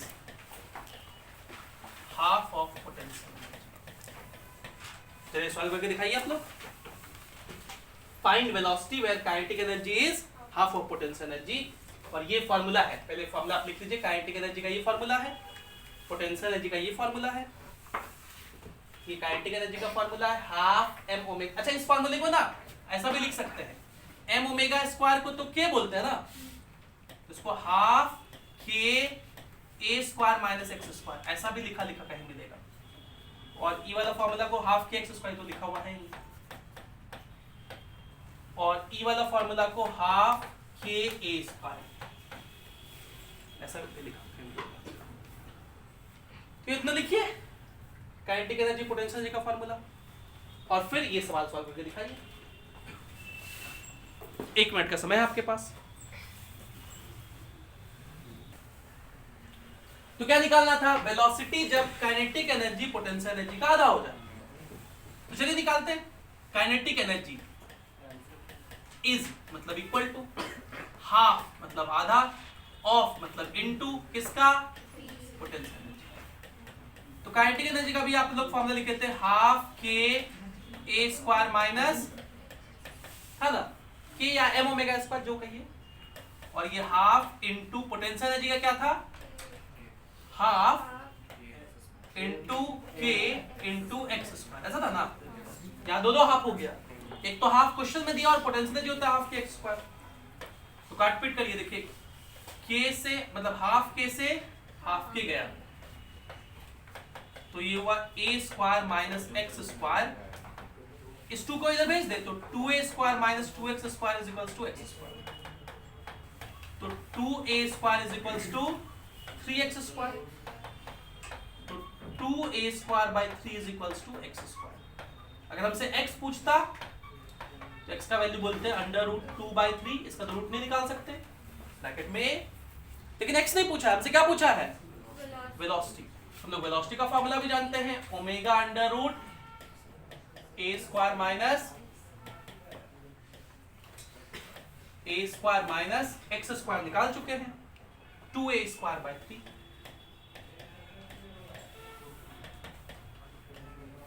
ये 3 यहां चला गया, 3a square minus 2a square, a square by 3, तो omega a by root a।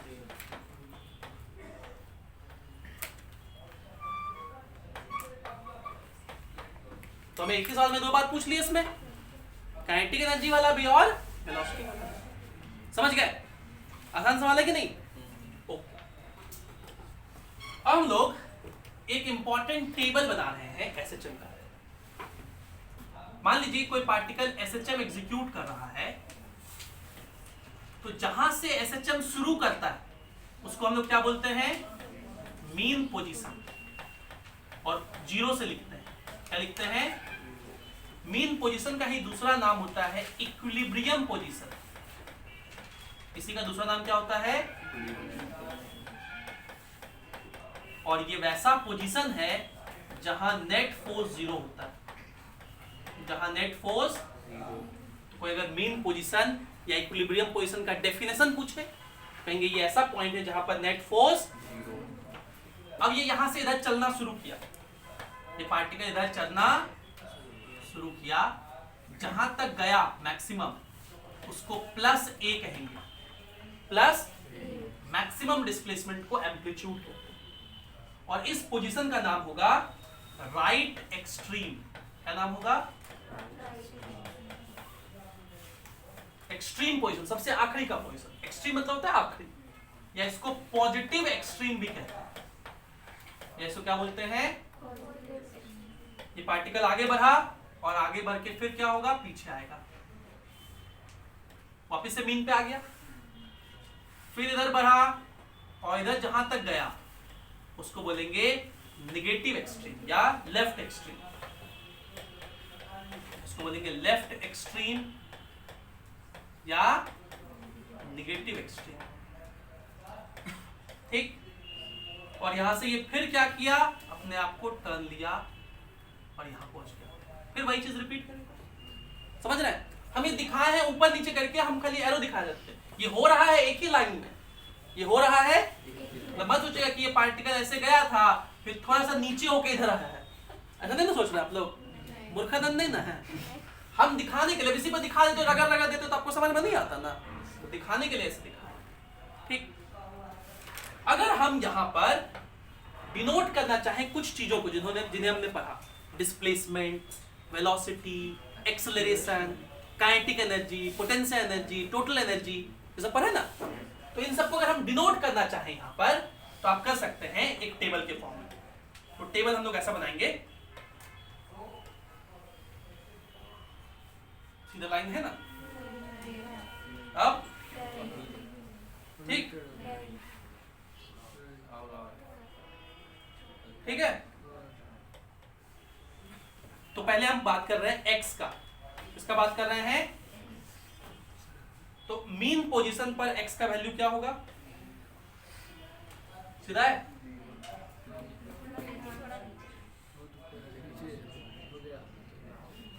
ठीक है। तो अगर मीन पोजीशन पे बात करें तो x का वैल्यू क्या कहिएगा? 0। मीन पोजीशन पे x का वैल्यू क्या कहिएगा? और एक्सट्रीम पोजीशन पर x तो यहां होगा -a और यहां x कितना कहिएगा? +a। ठीक, अगर हम वेलोसिटी पूछें, क्या पूछें? वेलोसिटी v से,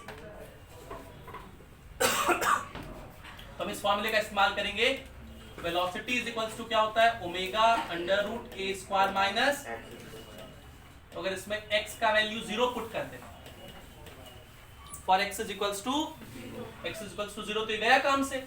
v इज इक्वल्स टू कितना हो जाएगा? और आप याद करिए, इसी को हम लोग मैक्सिमम वेलोसिटी भी कहते हैं, इसी को हम लोग, मतलब मीन पोजीशन पर जब x 0 होता है तब वेलोसिटी मैक्सिमम होता है, कितने के बराबर? a ओमेगा के बराबर। ठीक, और अगर हम पूछें कि for x is equals to a plus या माइनस कुछ भी लीजिए, स्क्वायर करेंगे तो a² ही होगा, a² माइनस a², वेलोसिटी क्या मिलेगा? मतलब एक्सट्रीम पोजीशन पर वेलोसिटी क्या होता है? मिनिमम होता है, और कितने के बराबर होता है?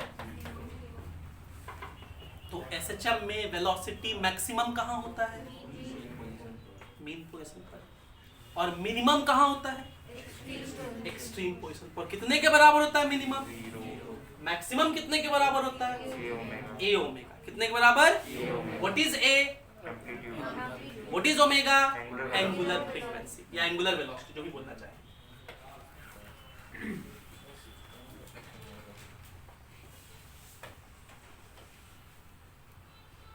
सीधा है। तीसरा, चलो तीसरा हम लोग बात करना चाहते हैं काइनेटिक एनर्जी का। इसका काइनेटिक एनर्जी किस पर डिपेंड करता है? वेलोसिटी पर, मास पर तो करता ही है, हाफ mv², मतलब वेलोसिटी पर डिपेंड करता है। जहां वेलोसिटी मैक्सिमम होगा वहां काइनेटिक एनर्जी भी क्या हो जाएगा? तो वेलोसिटी मैक्सिमम था मीन पोजीशन पर, तो यहां पर काइनेटिक एनर्जी भी क्या होगा? और कितना? हाफ mv², और v का वैल्यू है ना, और क्योंकि यहां वेलोसिटी 0 है इसलिए काइनेटिक एनर्जी भी क्या होगा? तो एक्सट्रीम पर ये दोनों क्या हो जाएंगे? ठीक है।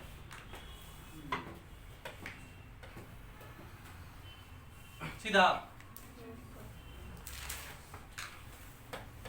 अब बताओ पोटेंशियल एनर्जी, पोटेंशियल एनर्जी का फार्मूला क्या होता है? हाफ के एक्स स्क्वायर ना, बोलो पोटेंशियल एनर्जी का फार्मूला, तो के तो कांस्टेंट है, पोटेंशियल एनर्जी किस पर डिपेंड करता है? एक्स पर। तो जब एक्स ज्यादा होगा तब पोटेंशियल एनर्जी भी, और एक्स कब ज्यादा होता है? एक्सट्रीम, बोलो। तो यहां पर पोटेंशियल एनर्जी क्या होगा? मैक्सिमम होगा। कितना? हाफ के एक्स स्क्वायर, तो ए स्क्वायर, बोलो। या इसी के को कह सकते ना, हाफ एम ओमेगा स्क्वायर, बोलो। देखो ध्यान से, मैक्सिमम पोटेंशियल एनर्जी का फॉर्मूला और मैक्सिमम एक ही फॉर्मूला है ना? दोनों एक ही है। अच्छा, तो यहां भी पोटेंशियल एनर्जी मैक्सिमम होगा।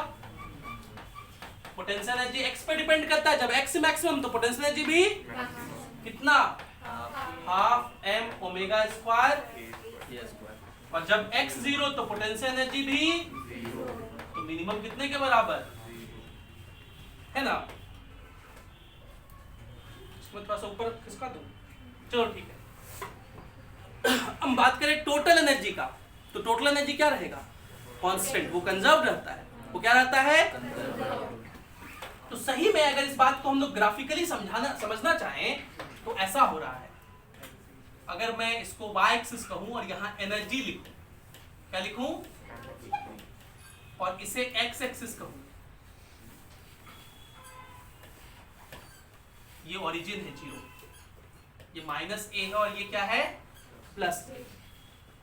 तो पोटेंशियल एनर्जी जो है वो एक्सट्रीम्स पर मैक्सिमम है और मीन पर, मतलब यहां पोटेंशियल एनर्जी मैक्सिमम होता है, यहां भी, और यहां 0। इसका मतलब पोटेंशियल एनर्जी घटता है पैराबोलिक फॉर्म में, और ऐसा रिप्रेजेंटेशन करता है किसका? Potential energy. और क्योंकि पोटेंशियल एनर्जी घटता है, इसका मतलब काइनेटिक एनर्जी क्या हो रहा होगा? बढ़ रहा होगा, उल्टा चल रहा होगा। देखो काइनेटिक एनर्जी यहां 0 है, यहां भी, और मीन पर क्या है? काइनेटिक एनर्जी यहां भी 0 होता है, यहां भी, और यहां। तो ये ग्रीन वाला किसका ग्राफ है? जबकि टोटल एनर्जी हमेशा क्या रहेगा? कंजर्व। तो ये रेड वाला किसका ग्राफ है? Total energy. ठीक, ये समझ में आ गया कहां पर क्या मैक्सिमम होता है, क्या मिनिमम होता है? तो ये इस तरह के सवाल भी पूछे जाते हैं आपसे। ठीक, देखिए हमने अभी तक जो डिस्कशन किया उसको बोलते हैं लीनियर एसएचएम, जहां पर स्प्रिंग ब्लॉक सिस्टम एक क्लासिकल एग्जांपल है। एक तरह का एसएचएम और होता है, उसको बोलते हैं एंगुलर एसएचएम। क्या बोलते हैं? इसका एग्जांपल है सिंपल पेंडुलम। क्या एग्जांपल है? तो हम लोग थोड़ा सा सिंपल पेंडुलम के बारे में चर्चा कर लें।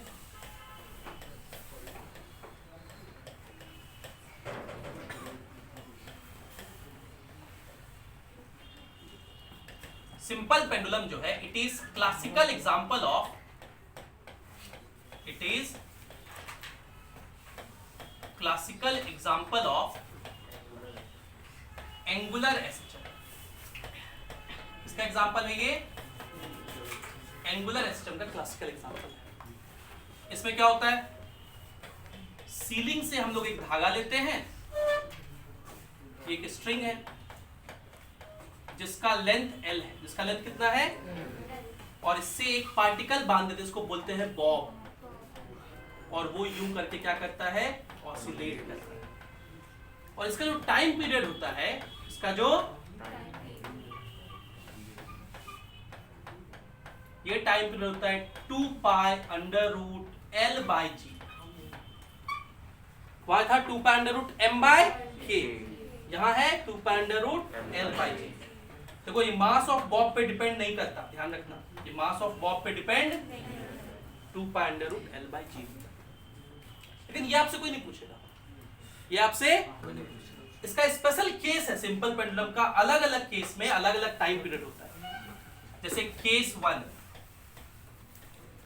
केस, ठीक, पहला केस है कि मान लीजिए एक एलिवेटर है, मान लीजिए क्या है? और ये एलिवेटर लिफ्ट ऊपर जा रहा है a एक्सेलरेशन से, और इसमें हमने एक सिंपल पेंडुलम टांग दिया। बताइए इसका टाइम पीरियड क्या, इसका मास मान लीजिए m। तो अब हम लोग कहेंगे टाइम पीरियड का फॉर्मूला सिंपल पेंडुलम के लिए हम ये वाला नहीं याद रखेंगे, हम टाइम पीरियड का फॉर्मूला ऐसे याद रखेंगे, time period is equals to 2 pi under root L by ji effective. क्या रखेंगे? और टाइम पीरियड को हम लोग स्मॉल टी से लिखा करेंगे। किससे लिखा करेंगे? और हम कैपिटल टी से लिखा करेंगे टेंशन। क्या लिखा करेंगे? Tension in string, tension in. तो जी इफेक्टिव निकालने का फॉर्मूला होगा tension at mean position divided by mass. G effective निकालने का तरीका क्या होगा? Tension at mean position divided by, जैसे अगर हम इस लिफ्ट से गार्ड को नीचे बिठा दें और गार्ड को कहें भैया आपको एफबीडी बनाना सिखाया गया था, इसका एफबीडी बनाओ, तो इस मॉब का वेट mg कितना लगेगा? इस पर टेंशन कितना लगेगा? और ये गार्ड क्या कहेगा? ये मॉब रुका हुआ है कि चल रहा है? किधर जा रहा है? कितने से? तो ऊपर अगर a से जा रहा है तो क्या इक्वेशन लिखेगा? t minus mg is equals to mass into, तो t का वैल्यू कितना हो जाएगा? m into g plus g effective का क्या formula? Tension at mean divided by mass. इसमें मास से डिवाइड कर दोगे कितना हो जाएगा? तो बताओ इसका टाइम पीरियड कितना लिखोगे?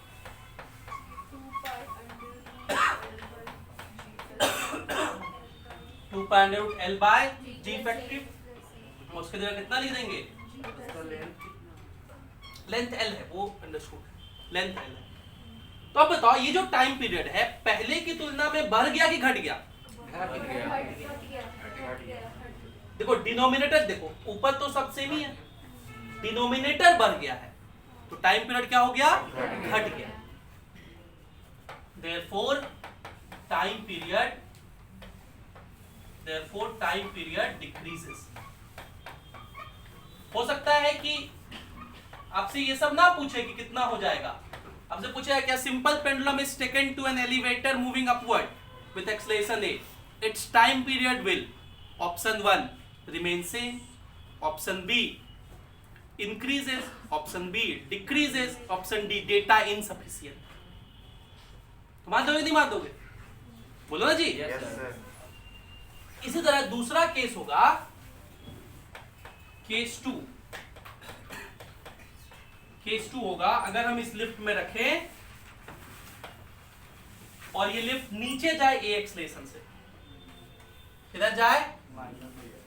नीचे जाए ए एक्सलेशन से, तो आप समझ गए कब डिराइव करने का जरूरत नहीं है, क्या हो जाएगा खाली। अब टाइम पीरियड हम डायरेक्ट लिख देते हैं, टाइम पीरियड इस केस में क्या हो जाएगा? 2 pi under root L by g minus a. आगे से आप चाहे तो ये बात याद भी रखिएगा, ऐसा वेइंग मशीन के केस में भी मिलता है।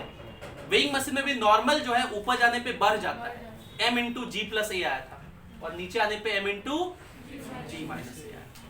और अगर इस एलिवेटर का एक्सेलरेशन फ्री फॉल वाला हो जाए तो a is equals to g हो जाएगा, a is equals to g put करोगे तो g minus g 0, g minus g, तो टाइम पीरियड इंफिनिटी हो जाएगा। और फ्री फॉल का मतलब नो ग्रेविटी, ग्रेविटी फीलिंग नहीं होता था, वेटलेसनेस बोलते हैं इसको। तो अगर किसी सिंपल पेंडुलम को स्पेस में लेके चले जाओगे तो टाइम पीरियड कितना होगा? इनफिनाइट हो जाएगा। सिंपल पेंडुलम को ऐसे करके छोड़ोगे तो कोई उसको तो खींचने वाला है ही नहीं, ग्रेविटी, वो नीचे आएगा। ऐसे करके छोड़ोगे वो ऐसे जाते रहेगा, वो नीचे। यहाँ तो हम ऐसे करके छोड़ते हैं तो mg नीचे खींच रहा होता है तो जाके कुछ देर में रुक जाता है, फिर नीचे आता है, ऐसे ऑसिलेट करता है। लेकिन अगर for a is equals to g in this case, time period कितना हो जाएगा? अच्छा ये टाइम पीरियड पहले से बढ़ गया कि घट गया? बढ़ ना गया जी, डिनोमिनेटर घटा तो टाइम पीरियड क्या हो गया? बढ़ गया। थर्ड केस हो गया, अरे अभी बहुत है। थर्ड केस देखो, अगर कोई सिंपल पेंडुलम हो इसका लेंथ बहुत ज्यादा हो, अगर कोई सिंपल पेंडुलम, उसका लेंथ कितना ज्यादा, तो इतना ज्यादा कि वो अर्थ के रेडियस से कंपेरेबल का हो, है ना। For a simple pendulum, for a simple pendulum having length comparable to radius of earth, comparable to radius of, अगर ऐसा कोई सिंपल पेंडुलम हो तो इसके लिए टाइम पीरियड का फॉर्मूला होता है, थोड़ा अलग सा है, याद रखना, 2 pi under root 1 by L plus 1 by R. 2 pi under root 1 by 1 plus L plus 1 plus, sorry, 1 by 1 by L plus 1 by R. ये फार्मूला होता है, ठीक। जैसे हम पूछे कि बताओ एक सिंपल पेंडुलम है जिसका लेंथ अर्थ के रेडियस के बराबर है, उसका टाइम पीरियड बताओ। जैसे एक सवाल पूछे आपसे,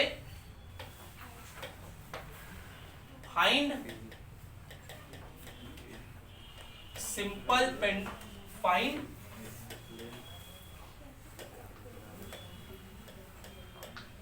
time period of a simple pendulum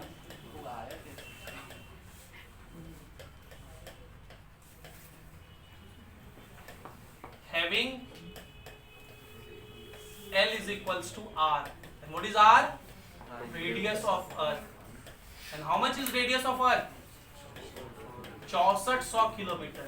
कितना होता है अर्थ का रेडियस? अगर इसका टाइम पीरियड निकालना हो तो आप अभी देखिए टाइम पीरियड का formula 2 pi under root 1 by L plus 1 by R, है ना।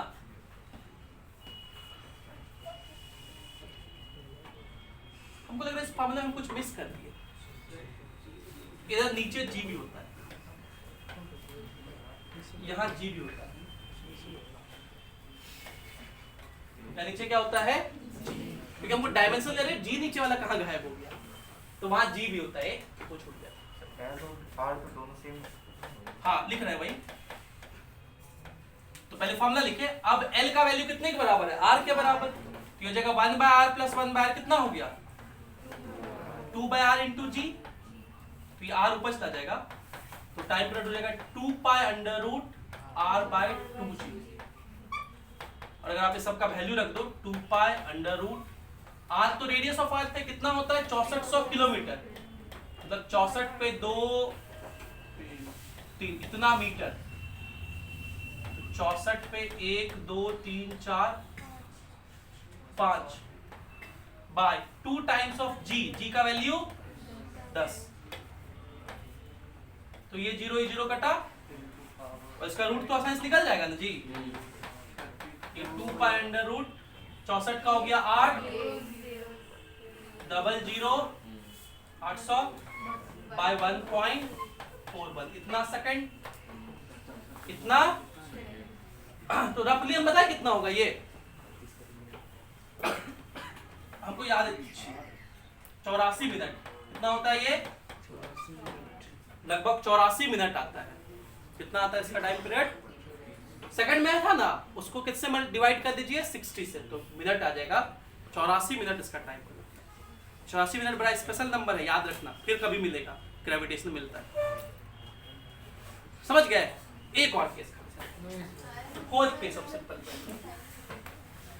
केस, अच्छा 2 केस और, केस 4 केस। एक केस है कि अगर मैं सिंपल पेंडुलम को पानी में डुबो दूं तो उसका टाइम पीरियड क्यों डुबोएंगे? क्वेश्चन बनाने के लिए, सब क्वेश्चन है। सिंपल पेंडुलम इन लिक्विड, ये बेचारी परेशान हो गई। सिंपल पेंडुलम इन लिक्विड, देखो ये क्वेश्चन इसी बार जेईई मेंस में पूछा गया 2020 में भी, very famous question, very famous question. मेरे को सिंपल पेंडुलम है, इसको किस में डुबो दिए? अच्छा, तो इसका डेरिवेशन नहीं बताएंगे, खाली फॉर्मूला लिख देंगे। चलो डेरिवेशन बताएंगे इसका। पानी में डूबने के लिए सबसे पहले तो इस बॉब का डेंसिटी रोज डी से लिख रहा है, डुबा दिए। आप पूरा डुबा दिए, पूरा सिंपल पेंडुलम पानी, पानी मतलब liquid. What is d? Density of bob. And what is rho? Density of liquid. Density of liquid. तो पहला कंडीशन है कि डी का वैल्यू रो से ज्यादा होना चाहिए। डी का वैल्यू रो से तभी पानी में डूब सकते हैं। अब इसका टाइम पीरियड कितना होगा हमें बताना है। तो टाइम पीरियड तो वही 2π√L/g इफेक्टिव होता है। जी इफेक्टिव निकालना पड़ेगा, खाली निकालिए। इसका वेट mg किधर लगेगा? और ध्यान सुनना, इसका वेट क्या होता है? मास इनटू जी। तो इसका मास कितना लिखोगे? इसका मास मतलब इसका वॉल्यूम v इनटू इसी का डेंसिटी d इनटू जी। ठीक है। इस पर टेंशन T ऊपर लगेगा और एक फोर्स और ऊपर लगेगा, इसको बोलते हैं बायंट फोर्स। इसको क्या बोलते हैं? Buoyant force. जब किसी वस्तु को किसी लिक्विड में डुबोते हैं तो वो लिक्विड उस पर ऊपर की तरफ एक फोर्स लगाता है, इसको बोलते हैं बायंट फोर्स या अपथ्रस्ट फोर्स, और हिंदी बोलते हैं उत्प्लावन बल। और इसका जो वैल्यू है ये आर्किमिडीज नामक साइंटिस्ट ने कैलकुलेट किया और कितना कहा कि इसका वैल्यू होगा जितना वॉल्यूम डूबा v इनटू लिक्विड का डेंसिटी रो इनटू जी। v रो जी कितना होता है? ये बाइंड फोर्स का फार्मूला होता है। इस बात को हम लोग कौन सा प्रिंसिपल कहते हैं? आर्किमिडीज का सिद्धांत, आर्किमिडीज प्रिंसिपल। ठीक। अभी बॉब तो रुका हुआ है इस इंस्टेंट पे, तो इसका जितना फोर्स ऊपर उतना ही फोर्स ऊपर। फोर्स कितना है? T प्लस FB और नीचे mg है ना जी। तो T निकालना है, FB हो गया v रो जी और mg हो गया vdg।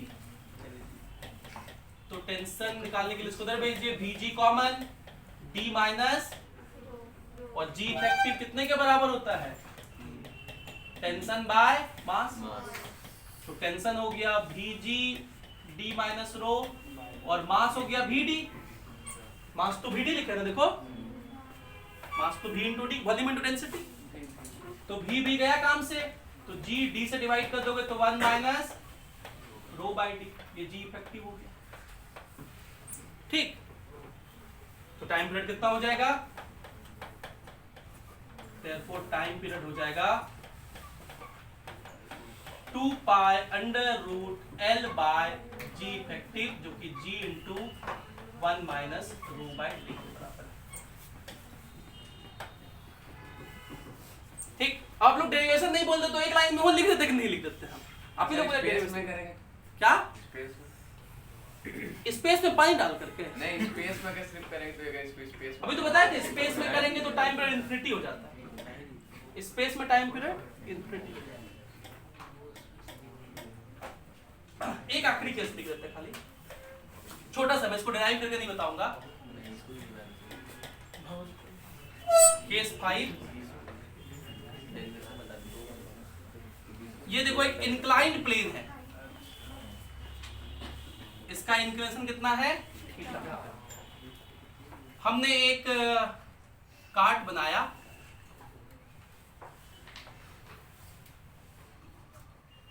जिसमें पहिए लगाए और इसे इस इंक्लाइंड प्लेन पे छोड़ दिया।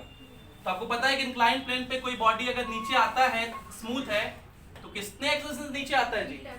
जी साइन थीटा। मालूंगा जी साइन थीटा तो होता था इंक्लाइंड प्लेन पे कोई ब्लॉक रखा हो, उसको कितने से पुश करें, कितने एक्सेलरेशन चले ताकि ब्लॉक स्लिप ना करे, जी tan थीटा। अब इसमें अगर हम एक सिंपल पेंडुलम टांग दे तो इसका टाइम पीरियड क्या होगा? ठीक। इसका टाइम पीरियड होता है इसका टाइम पीरियड होता है 2π√L/g cos थीटा। कितना होता है? 2π√L/g cos theta. चलिए, इतना SHM में जानने के लिए काफी है। Thank you, bye bye, take care.